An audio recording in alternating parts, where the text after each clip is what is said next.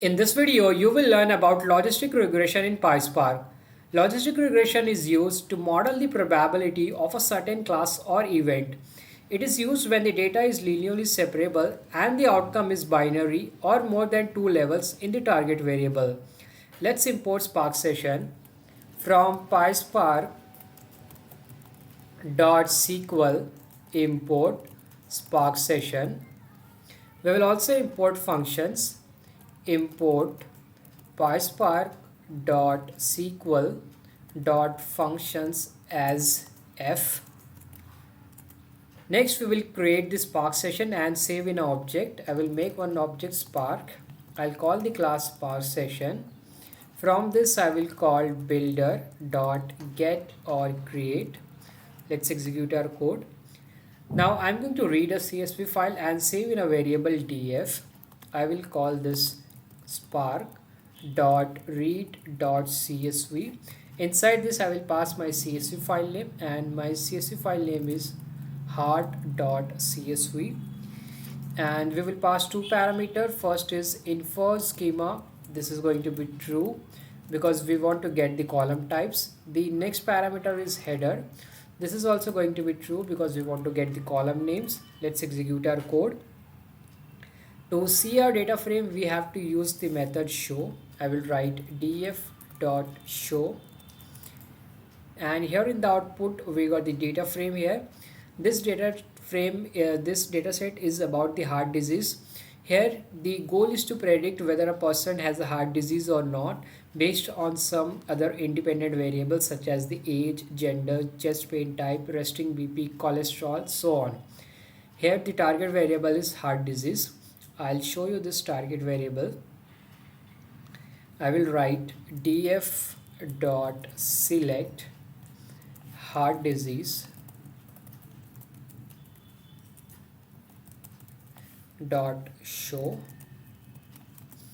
and here you will see this is our target variable. We want to predict whether a person has a heart disease or not based on those independent variables.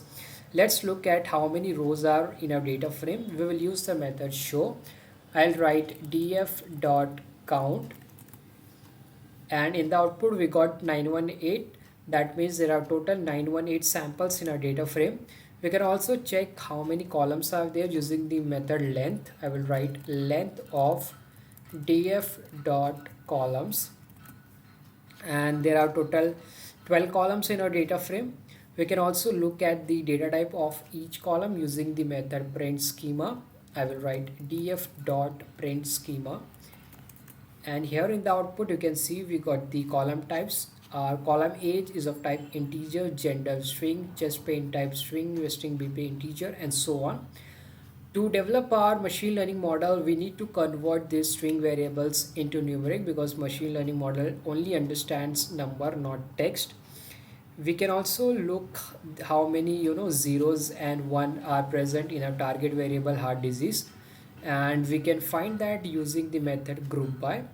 I will write df.groupby, and we want to see the heart disease. I will write heart disease dot count dot show, and you will see in the output total there are 1 means a person has heart disease and 0 means person is not having heart disease. There are total 508 samples having heart disease and 410 samples not having heart disease. We can also look at the age, how many person are there for certain age. I'll copy this code from here and I'll paste it here, and instead of heart disease I will pass the column age. Let's execute our code, and this tells us that for the age 28 there are only one sample, and if you see the most number of people are from age 54. We have most of the data is for the people having this age 54 years, that is there are total 51 samples, and then we have the distribution here for this different age here you can see. And we can also look at the gender, how many males and females are there in our data frame. I'll copy this code from here and then I'll paste it here, And I want to tell you that this is showing only top 20 rows, that is why we are getting here up to 35 only, but there are more data in this result output. And here instead of age I will pass gender, because we want to look at the distribution of the gender. I'll write here gender, and in the output you will see there are total 193 female and 725 male. You can say that this data is a kind of skewed or imbalanced, because we are having a lot of samples for male but very less samples for female. So we got the distribution using this. Now we will convert our string variables into numeric using the string indexer, because machine learning model do not understand text, it only understand numbers. And to do that, first we will import this string indexer. I will write from PySpark .ml .feature import string indexer, and then we will also import the vector assembler, that will also help us, and I will tell you where we will use this vector assembler. Let's import from PySpark.ml .feature import vector assembler.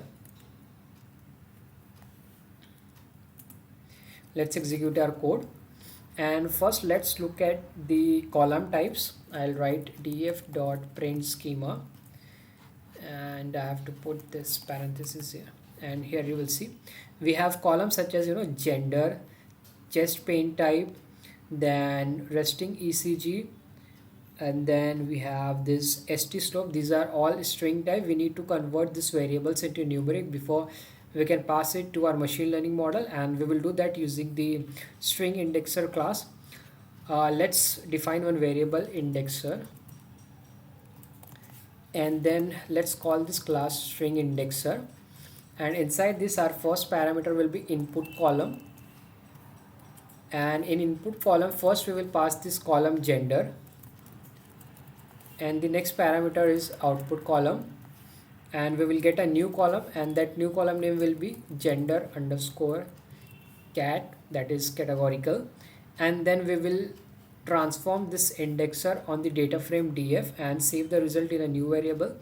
I will call that new variable as indexed, and then I will call this indexer and then fit it on the data frame df and then transform on this data frame. Let's execute our code. Now if I look at this indexed data frame, I will see a new column gender underscore cat. Let's do show indexed dot show, and here in the output you can see we got a new column gender underscore cat, and this will have only 0 and 1, and we will use this column instead of the gender column because now this column has become the numeric one. Similarly we will do this for rest of the other variables, and let's do that. I'll copy this code from here and then I'll paste it.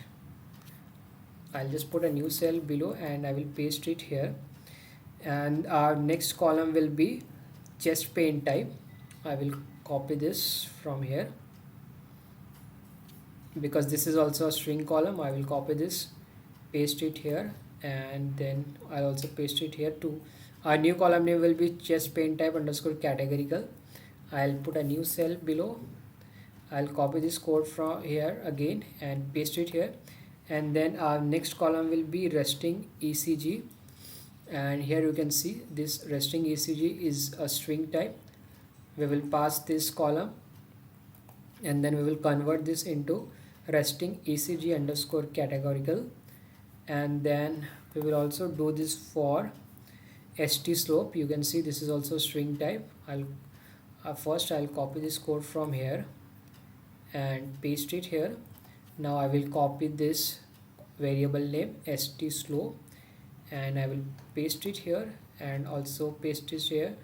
Our new column will be st slope underscore cat, and one thing I will change here, instead of passing this data frame df, now I will pass this variable index because our new columns will be saved in this new data frame index ds. That is why I will put this one everywhere. But in our first transformation we have to use the original data frame df, and here also I will paste that. Here also I will paste that. Now let's run the code again, and I'm running for all these new columns. Now we got total 4 new columns: gender cat, chest paint type cat, resting ECG cat, st slope cat. And if I do this show, you will see new columns.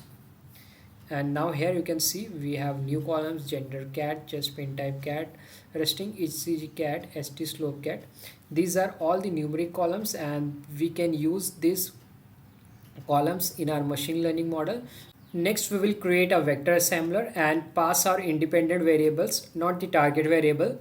Vector assembler is a transformer that combines a given list of columns into a single vector column. It is useful for combining raw features and features generated by different feature transformers into a single feature vector in order to train a machine learning model in PySpark. And you have already seen that we have created this new features using this string indexer. Let's create assembler. I will make one variable assembler, and then I will call this class vector assembler, and inside this my first parameter will be input columns, and inside this I will pass a list of variables. First variable will be age, second resting BP, third fasting BP,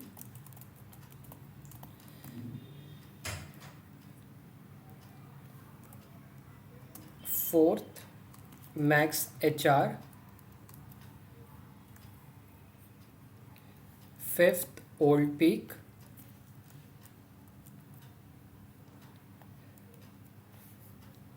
and here we have this old peak here, old peak.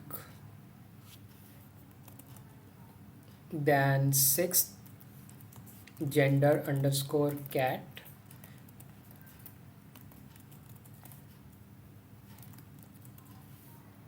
then we have chest paint type. I'll just print the column names, index dot columns, and then I'll copy this from here, chest paint type cat. The next column is resting ECG cat,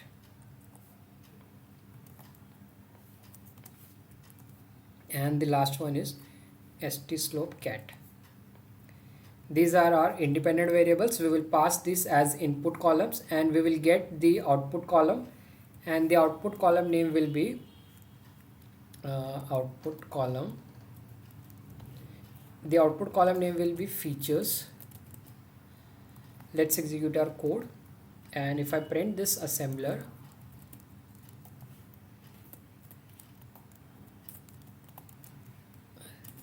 you will see it says vector assembler. And to look at this assembler, first we will need to transform this on this data frame indexed, then only we can see the actual values of all these variables. Let's do that. I'll make one new variable output, and then I will transform this assembler on this dot transform on this indexed data frame, because in this indexed data frame you will see we have all the columns here. That is why I'm transforming this on this data frame index df. Let's execute our code, and I got error here. Fasting BP does not exist. I'll have to check the name here. We have this fasting, it is fasting BS, not BP, I'm sorry. And now we don't get any error.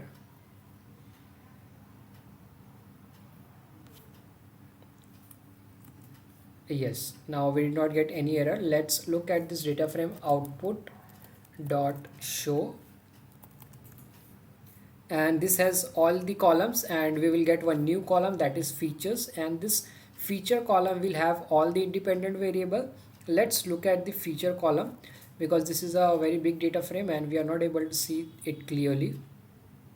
I will write output dot select features, and we will also see our target variable, that is heart disease dot show.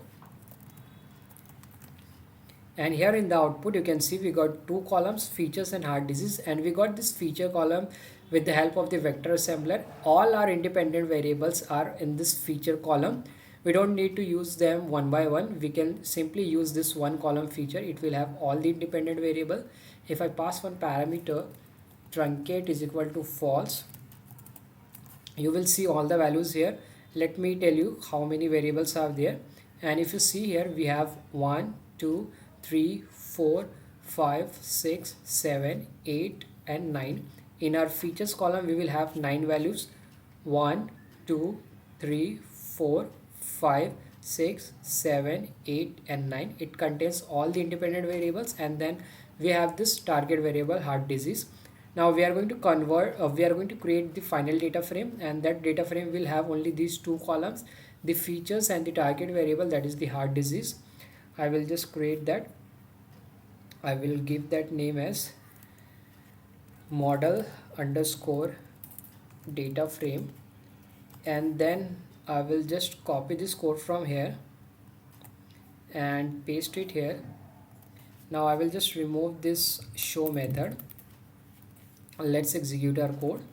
Let's look at this model underscore df dot show, and here in the output you can see this is our final data frame, and on this data frame we are going to apply the logistic regression model. Now next we are going to split this data frame into train and test. Our training data set will have 70% of the data, while the test will have 30% of the data. Let's do that. Training underscore df and then test underscore df. Then we will call our data frame model underscore df. From this we will call random split, and we want 70% for training and then 30% for test. Let's execute our code, and then we can count how many samples are there in training and test data set. Let's do that. Print training underscore df dot count. In training data set there are total 637 samples, and let's do the same for the test. Print test underscore df dot count. In test data set we have 281 samples, that is 30%. Now let's import the logistic regression class from PySpark.ml.classification import logistic regression. Now I'm going to make an object log reg. I will call this class logistic regression, and inside this I will pass our target column, that is the label column, and our label column name is heart disease. This is our target column, and then I will fit this on this training data frame. Let's execute our code. This will fit the model. So we have fit the model on this training data set, and we have this result in this log underscore reg. This is the object, model object, and you can see this logistic regression, and this is the model ID. There are two hyperparameters. The number of classes is equal to true, and the number of features is equal to 9. Next we are going to evaluate this model and save that save the result. Let's make one variable train underscore results. In this variable we will evaluate this training model and save the results. I will call this object log underscore reg dot evaluate, and then I will pass the training data frame dot predictions. From this I'm choosing the predictions and saving in this variable train underscore results. Let's execute our code. Now let's look at this train underscore results dot show, and here in the output you can see we got the predictions here.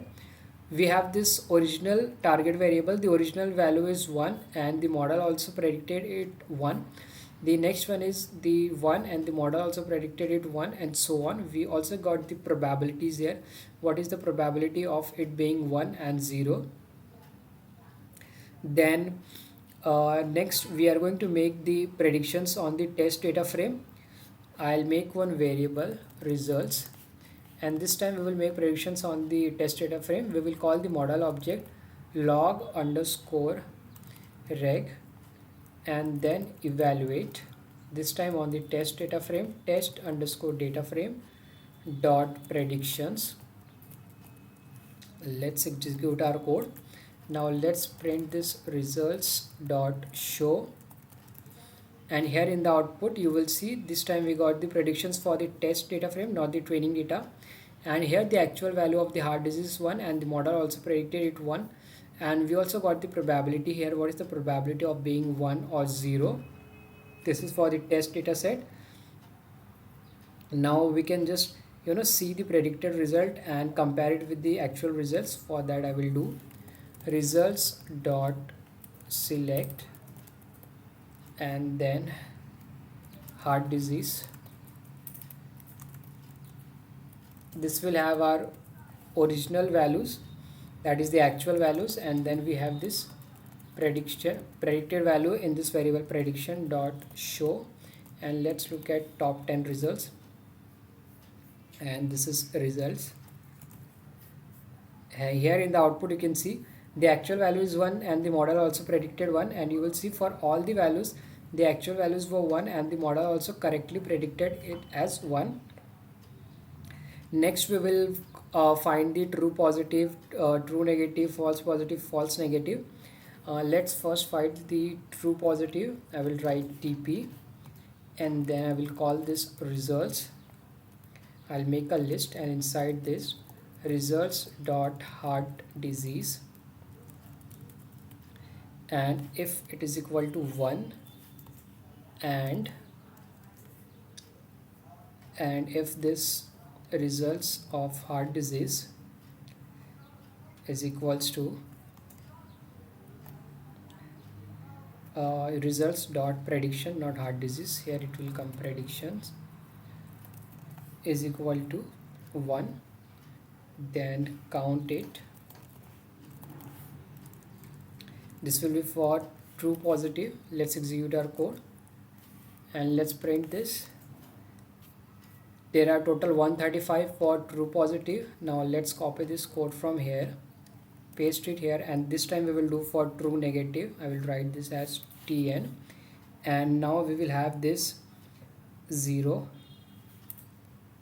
and this will be also 0. Let's execute our code.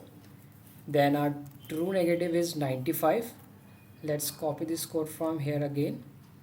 Let's paste it here. Now we will find false positive. I will write this false positive, and this time this will be 0 and this will be 1. Let's execute our code. Let's print FP. False positive is 30 and the last one is false negative. Let's paste it here, and then here I will type false negative, and this will be 1 and this will be 0. Let's execute our code and let's print Fn. Our false negative is 21. Next is we will find the overall accuracy of the model. Let me make one variable accuracy, and then I will call this method float, and to get the accuracy we will have to do the sum of true positive plus true negative divided by results dot count, and this is plus, not underscore. Let's run this again. Now let's print accuracy,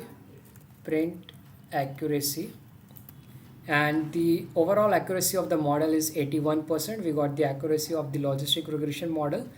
Our model is predicting 81% of the type correctly. We will also print the recall. Let me make one variable recall. I will call this float of true negative divided by true positive plus true negative. Now let's print recall, and our recall is 0.41. Similarly, you can print the F1 score and precision and all. This video was about logistic regression in PySpark. I have shown you everything step by step. Now you can build a logistic regression very easily in PySpark. I hope you enjoyed this video. If you like my video, you can subscribe to my channel. Thank you for watching.